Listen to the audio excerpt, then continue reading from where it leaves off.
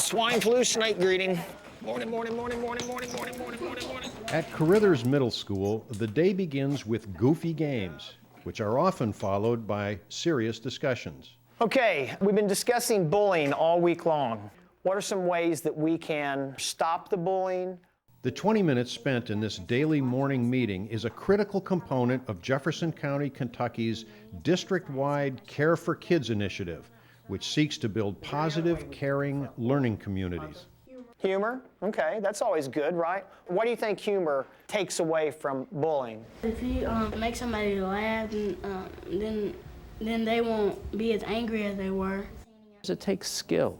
To lead a class meeting, an effective class meeting, takes the ability to not intervene too soon. Or should we maybe let Mr. Atkinson know? What should we do about that? To not impose one's own values and one's own thoughts on the situation and let students engage and discuss and struggle for a while. Okay, I think it's a good idea. Fortunately, there is support for teachers who lead these difficult discussions. They receive a binder of instructions and activities and 2 days of training in the summer, followed by 5 follow-up sessions throughout the year. One of the challenges for me was changing how I saw consequences and the proactive approach. Yeah, I mean, I think that's what I see you all, if you struggle with anything, is the language, because it is so different than corrective language. It's all the negative, or don't do that, don't do this, this is what you did wrong. Whereas the language and care and developmental designs is all about self-regulation, about acknowledging what you've done. It's all in a positive, it's non-confrontational. So is that what you all see as the language is probably the biggest change? Some teachers, the Care for Kids might come naturally for them. For others, it might be more of a struggle. The framework is there.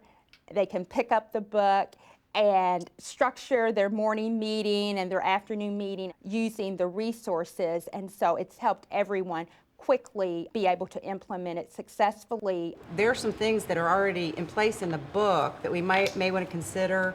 Every school has a Care for Kids leadership team, usually comprised of the principal and a representative from each grade level. Mr. Atkinson, would you like to join our circle? Sure, I'd love to. Okay. Thank you.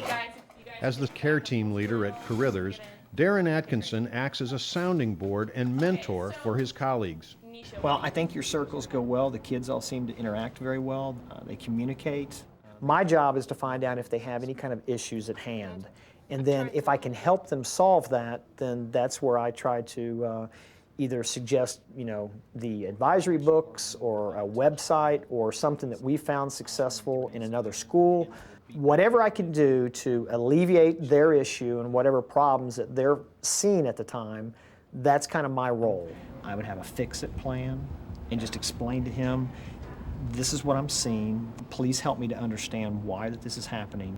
Breckenridge Franklin principal Alicia Everett uses a Care for Kids evaluation form to note what goes on in the classroom. What needs to happen when we're working in a group or with a partner? Level 1. Very good job. We're working together. Jermaine. Help them if they need help. Help them if they need help. I use the Care for Kids walkthrough tool, so when I go in the room, I'm looking for respective interactions between students and teachers, a student-centered environment, student work posted, but then I'm also looking at the instructional practices, and I provide the teacher with a copy of the walkthrough tool, and then we have an opportunity to debrief. I'm seeing the morning meeting and the afternoon meetings and everything they're being fit in. Since it is part of the mandated curriculum, discussion of the Care for Kids initiative is a big part of weekly teacher meetings. The sample schedule we receive from the district has helped plan it, but it doesn't allow for wiggle room. We can't possibly fit every single thing that we're expected to cover in a day, along with the Care for Kids stuff.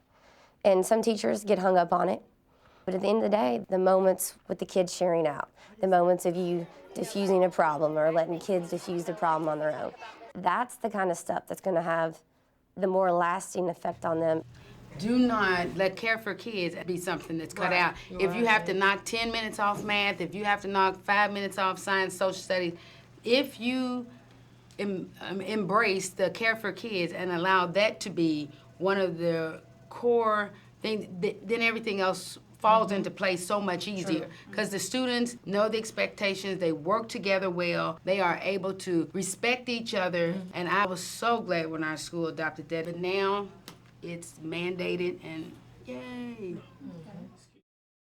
For more information about what works in public education, go to edutopia.org.